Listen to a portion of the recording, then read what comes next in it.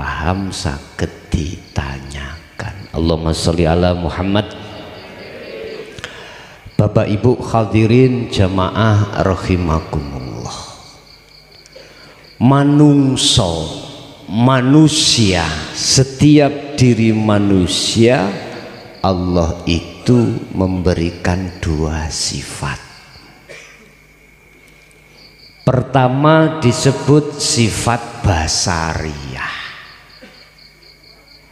Sifat basariyah iki sifat yang ada kaitannya dengan kemanusiaan. Sifat manusia itu umumnya moh gak enak, njaluk enak. Tidak mau tidak enak, maunya enak terus menerus. Ini sifat basariyah. Umur njaluk sing panjang. Nggih napa mboten? Sehat barokah. Lah ngoten nggih. Bisnis lancar. Semuanya yang perkara basti dan enak, basti iku enak, iku wis dadi lumrah dan umum, manusia berlomba-lomba mencari hal itu. Di dalam sifat basariyah itu bertengger dua nafsu. Ya. Nafsu pertama disebut nafsu nafsiyah. Niki dalam diri semua manusia. Yang kedua nafsu amarah. Orang Jawa menganggap ikut dulur. Itu setiap saat menemani kita. Nafsu nafsiyah memunculkan mohon maaf. Ora gelem konaa. Nggih. Senengane riya, takabur, sum'ah dan lain sebagainya yang tergabung dalam sifat basariyah wau. Intine sifat-sifat yang dicela oleh Allah Subhanahu wa ta'ala. Iki kok iso ngenal sampean. Satu, dua, nafsu amarah. Nafsu amarah akan muncul di dalam hati panjenengan kalih kula manakala datangnya sesuatu yang tidak dikehendaki hati. Contoh jenengan bisnis. Lah kok bisnis iki dirusak konco akhirnya jatuh. Amarah napa mboten? Muring-muring napa mboten? Muring-muring. Dan itu sudah umum dan wajar ada pada hati kita. Padahal nyuwun sewu mohon maaf, dua nafsu itu jikalau tidak diperintah Allah untuk masuk di dalam hati kita, tidak akan pernah nafsu itu bisa masuk. Allah menyuruh nafsu itu terhadap diri kita semata-mata liyabluwakum ayyukum ahsanu amala, untuk menguji hati atau roh kita pada Allah gelem nrimo ing pandung atas janjine sampean kali kula datang Allah lewat takdir opo ora. Saya ulangi, nafsu diperintah Allah untuk mengiting, mengiringi kita dengan pertanyaan bahwasanya Allah hanya menguji terhadap kita. Ujiannya kira-kira hati ini tetap memandang terhadap Allah atau tidak. Jikalau hati ini tidak ada sistem cara untuk kembali kepada Allah, maka ruh iki akan dikuasai oleh hawa nafsu. Akhirnya Allah mengatakan di dalam surah At-Takasur, alhaakumut takasur. Dalam sholat pun mengapa nafsu itu masih bisa masuk, sehingga hati ini lalai pada Allah. Diingatkan oleh nafsu kepada bisnis, akhirnya hati ingat bisnis terhadap anak, terhadap istri, terhadap apapun. Mengapa ini? Ini fakta yang terjadi di tengah masyarakat, bahkan di golongan apapun pasti terjadi.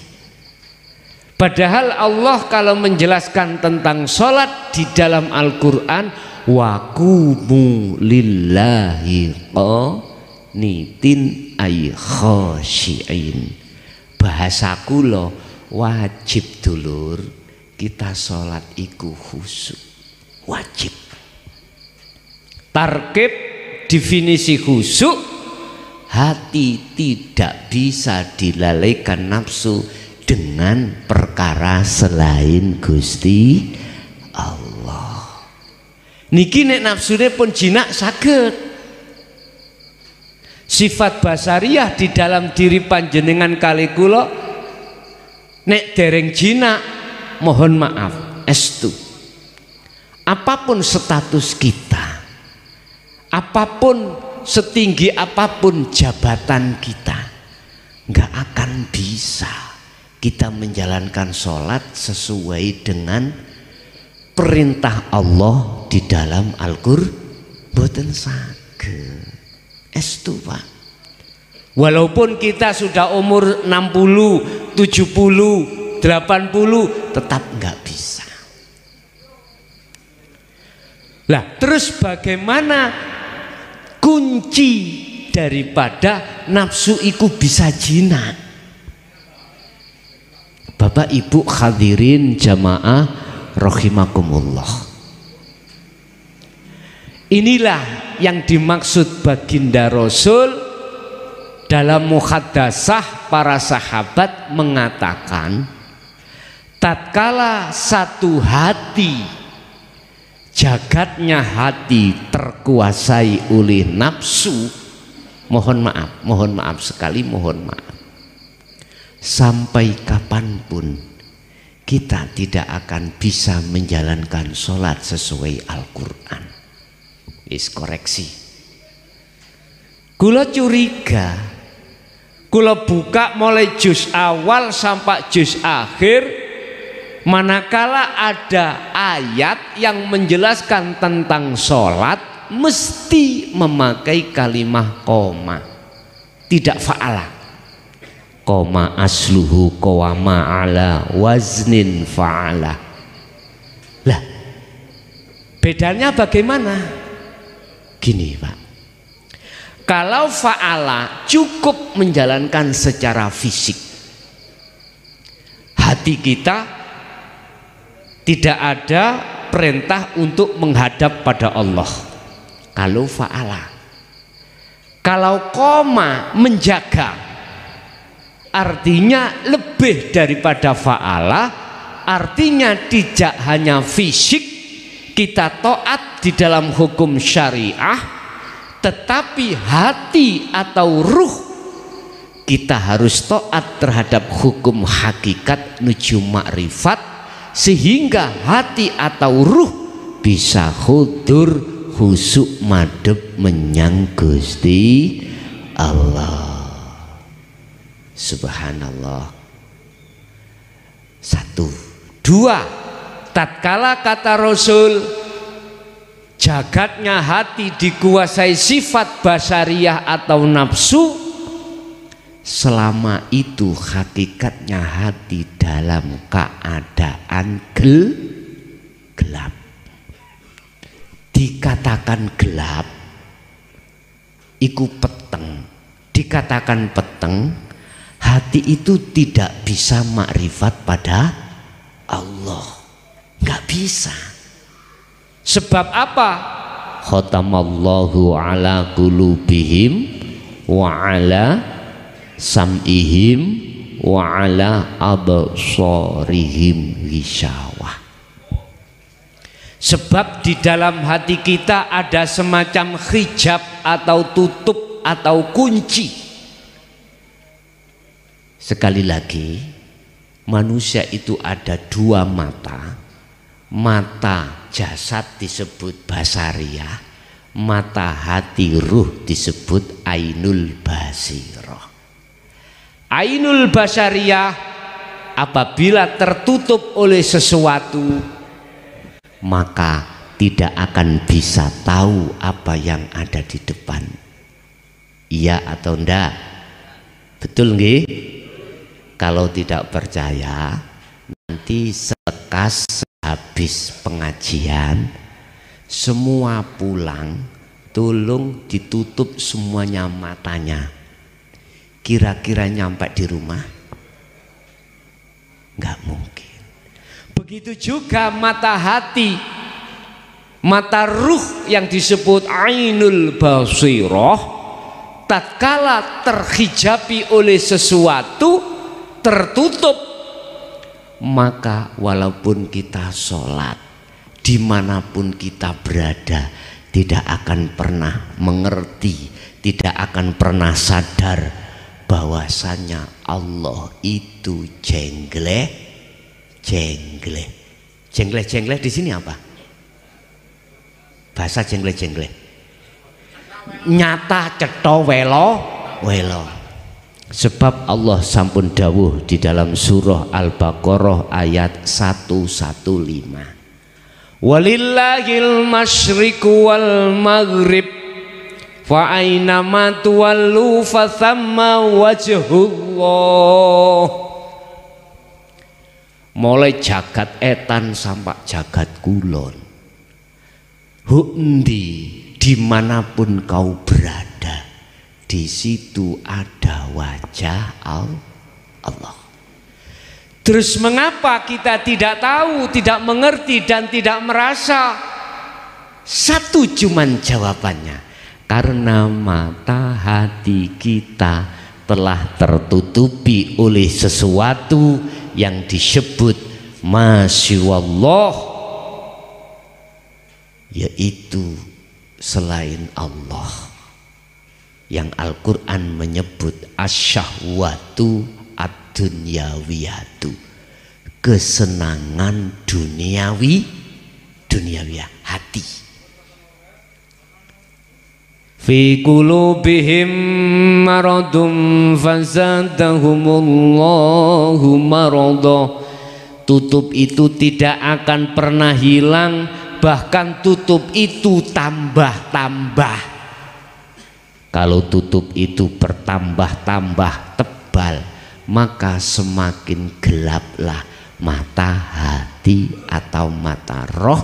Maka Allah sampai kapanpun kita anggap sebagai perkara sing gaib, perkara yang tidak jelas.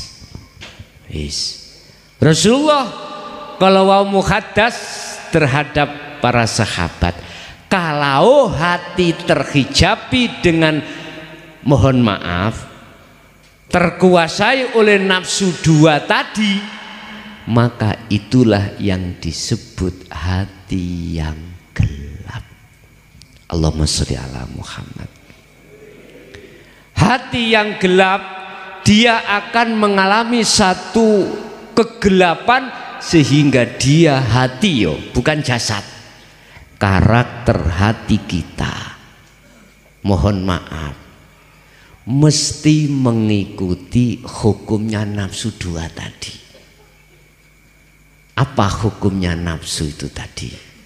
Mengajak hati lalai terhadap Allah. Ayatnya kan gak berhenti di situ. Wa ma ubarri'u nafsi innan nafsala amratum bisu illa rahima rabbi. Ono nafsu sing dirahmati Allah. Lah ini loh Bapak Ibu yang tergabung di dalam sifat yang kedua, yaitu sifat basiroh. Di dalam sifat basiroh ada nafsu dua, lawamah dan mutmainnah. Wong Jawa ngarani dulur papat limo pancer. Bapak Ibu, nafsu dua ini di dalam sifat basariyah dan basiroh tiap saat dan waktu perang, Pak. Sing satu golongan kiri ngejak maksiat, sing satu golongan kanan ngejak taat kepada Allah. Menang di jajal. Sing tak maksud maksiati ati, bukan maksiati jasad.